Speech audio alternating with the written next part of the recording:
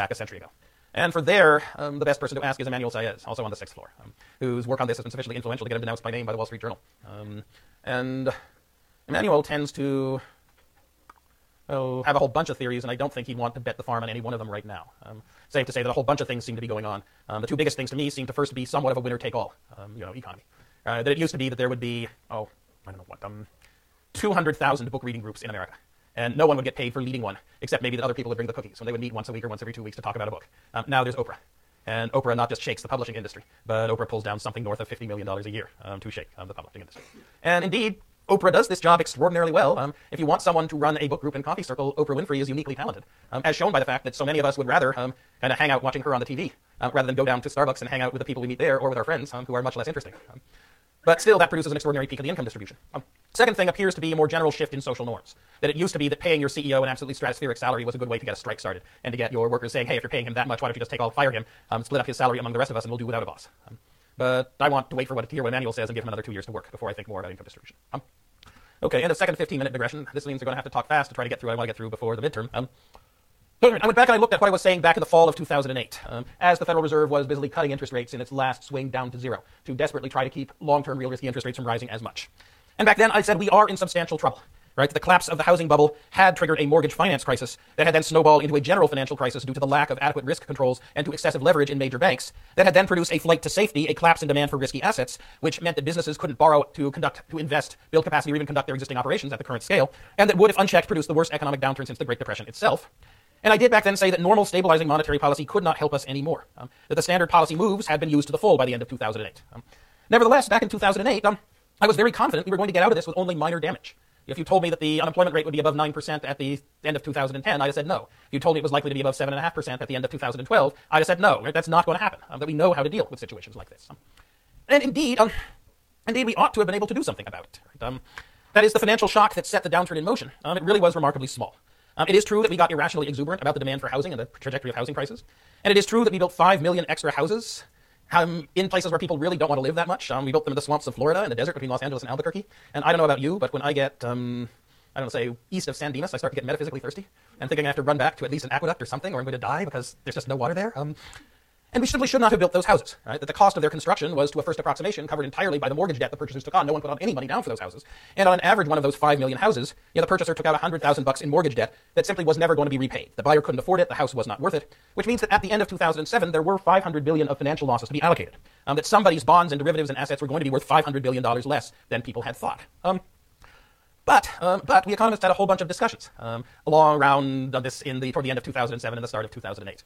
And I remember one phone conversation with Larry Summers saying, look, $500 billion is a lot of money, but $4 trillion of wealth was lost in the collapse of the dot-com bubble, and the recession that followed that didn't send the unemployment rate above 7%. And I agree this is different, that these are not venture capital equity investments, that these are debt securities, and it's unclear who holds them. But is it really the case that a shock 1/8 as large as the collapse of the dot-com bubble is going to produce a rise in the unemployment rate, even as large as the dot-com bubble did, even up to 7%? And that argument was strong and powerful and seemed to be the right one back at the end of 2007. That back then the betting was we were likely to escape recession completely. Very unlikely to have anything big going on. For after all, the global economy has $80 trillion worth of financial wealth. And a $500 billion loss due to irrational exuberance and malinvestment should not be a big problem. This is what we have sophisticated and liquid financial markets for. This is what we have originate and distribute securitization for, to slice, dice, and spread all of these risks around to make sure that nobody bears any significant part of them and so that nobody is ruined by any idiosyncratic things that happen in the way of defaults in the desert between Los Angeles and Albuquerque. So where was the trap? The trap, right? The trap was that the thumbnail explanation is the trap was set by regulatory forbearance.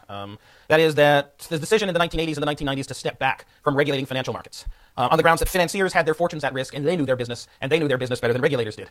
And because they were going to lose not just their wealth but their careers, that we could judge on them to assess how much risk they should undertake. And so we agreed to let banks up their leverage. And I think the fatal mistake was made when we agreed to let banks count AAA-rated securities as part of their core capital, because then investment bankers said, hey, look at these AAA-rated collateralized debt obligation tranches. They pay 1/10 of a percentage point more than Treasury bonds do.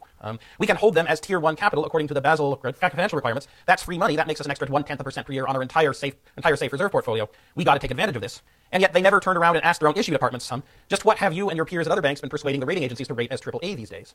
Or they asked and did not care about the answer, perhaps because they thought their position would get marked to an overly exuberant market. At the end of the year, they would collect their bonuses and then they'd be gone, they'd be promoted, or they'd quit for another firm, and cleaning up the mess would be someone else's problem.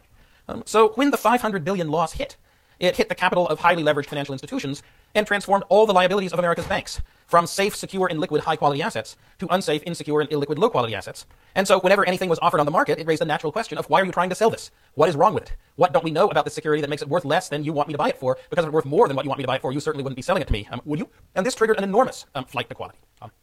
That's what's going on here with this spike in long-term real risky interest rates. You had a $500 billion fundamental loss in the sense that $500 billion of mortgages wasn't going to be paid back, and yet it triggered a $20 trillion decline in the global value of financial asset values as everyone tried to dump their risky assets and build up the safe assets in their portfolios. And as John Stuart Mill knew back in 1929, whenever you have a large excess demand in finance, it's going to be mirrored by a large deficient demand for currently produced goods and services. A general glut. Unsold commodities pretty much everywhere, and unemployed workers pretty much everywhere as well. Now, could this meltdown have been avoided? Of course. Proper financial regulation or proper enforcement of existing financial regulations or even proper control of their derivatives books by the senior managers of highly leveraged financial institutions would have prevented it.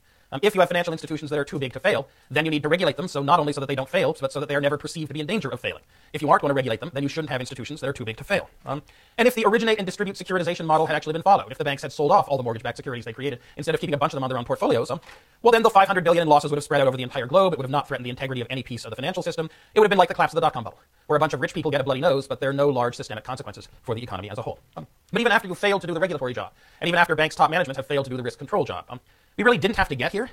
The nationalization of housing finance at the start of 2008 would have prevented it. If the United States government had said at the start of 2008 that housing finance was a broken mess, and that Fannie Mae and Freddie Mac, the two big semi-private mortgage companies, were now arms of the government, and were going to buy up all the mortgages in the country and sort things out, there would have been no big downturn. There would have been political complaints as people said, but why are you letting these mortgage brokers escape without taking the big losses that they deserve to take? Why are you putting these on the backs of the taxpayer? And that would have been a serious consideration. But it would have been worth doing it because it would have kept the unemployment rate at 6% rather than spiking up to 10%. And indeed, the U.S. government would probably have made money on the deal. That the cost of capital to the U.S. government is very low, and the universe of even subprime mortgages was not that impaired, or at least wasn't that impaired, until we began getting excess millions of unemployed. Because right now, most foreclosures exist not because people made stupid investments ex ante in buying houses they couldn't afford, but because people who could afford to pay the mortgages on their houses have lost their jobs and have been unable to find any new ones. Even after that, nationalization of as many investment banks as necessary in the spring, summer, and fall of 2008 would have prevented it. The U.S. government could have zeroed out shareholders and option holders and rescued each bank from a run as it happened. It would have had to nationalize Bear Stearns, Lehman, Fannie Mae, Freddie Mac, AIG, Citigroup, and a few others. But as long as it guaranteed the liabilities of investment in commercial banks, there would have been no general impairment of quality and no flight to safety. Now, admittedly, that would have required letting concerns about moral hazard go out the window and letting people who had made really stupid investments escape with their fortunes. But, that's not the worst thing in the world. Or the U.S. government could simply have done what the Swedish government did in 1992 and 93 and nationalize the banks. Say, we're contributing a huge bunch of money to these banks, but we're doing so only by getting stock in return, so we're now the dominant majority owners. But we didn't do any of those things. That they all seem to be involved too much government intervention for Treasury Secretary Paulson to want to do them. Paulson decided that it was time to let creditors see what the consequence of not doing due diligence on their portfolio was, and in the fall of 2008 decided that he was going to let the investment bank of Lehman Brothers fail, and not do anything to pump government money into it. And then in the next 72 hours, he reversed himself and said, well, now that Lehman Brothers has failed, we have a catastrophe on our hands. We need to intervene in financial markets very much. And in fact, we need to contribute not just $30 billion to rescuing Lehman Brothers. We need Congress to vote us $30 billion. We need Congress to vote us $700 billion to use to try to rescue the financial system as a whole because we have a serious crisis on our hands. And let me stop there and say I'll pick up the story next time.